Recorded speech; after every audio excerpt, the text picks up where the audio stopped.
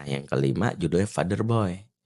Seperti Father Man tentang ayah hebat, maka Father Boy adalah ayah yang hebat itu nggak bisa ujuk-ujuk hadir. Dia dibina dari masa kecil. Yang bisa misalnya bagaimana dia kelak karena PR kita itu bukan yang paling terdekat kita sebagai seorang ayah dan ibu terhadap anak kita adalah bukan mencetak dia jadi pengusaha dulu.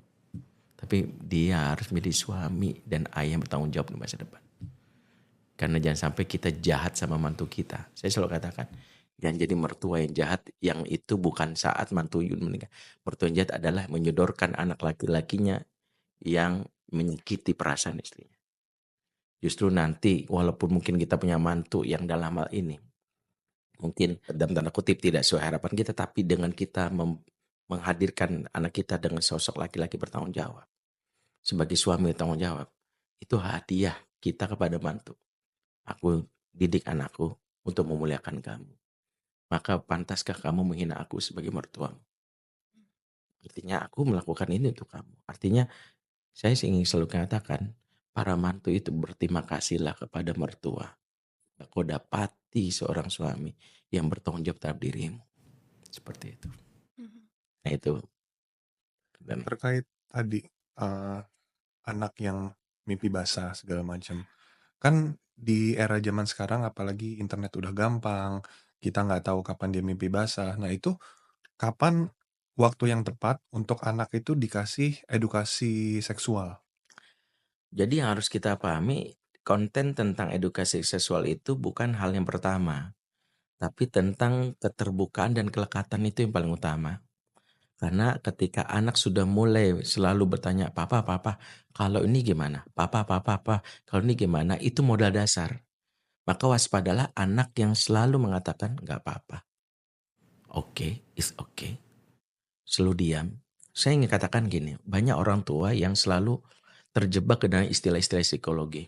Tapi memang Ustadz anak saya introvert, makanya dia nggak mau ngomong. No, introvert itu ada, tapi introvert itu untuk dunia luar. Sejatinya tidak ada anak introvert di hadapan orang tuanya. Yang ada adalah anak yang terluka dan kecewa. Anak terluka dan kecewa selalu berlindung di balik kata introvert untuk memberitahu bahwa gue gak ngomong sama lo. Tapi sebenarnya dia terluka. Karena seintrovert-introvertnya anak, jika dia punya koneksi sama bapak ibunya, khusus bapaknya, dia akan menjadi anak yang bawel. Di luar boleh aja dia masuk lingkungan baru dia, oke, enggak, namaku ini, ya, baik, alhamdulillah. Dia jangan ngobrol. Tapi di rumah dia akan spontan. Dia akan bilang, "Papa, aku tadi baru ketemu nih, Pak." Nah, itulah kenapa saya bilang, jangan fokus ke kontennya dulu. Karena sebenarnya kegelisahan anak itu bukan lagi di mimpi basah saja. Dia bertemu dengan teman baru yang berbeda. "Mama, kenapa sih ini kok pakai lambang salib ya?" Itu kan edukasi yang mau kita berikan untuk dia nanti toleran sama orang. Supaya dia tahu bahwa kita muslim, misalnya berbeda, supaya tidak perlu menyakiti. "Temanku kok nggak puasa sih?" Nah, itu kan sesuatu yang nanti dia akan tanyakan terus.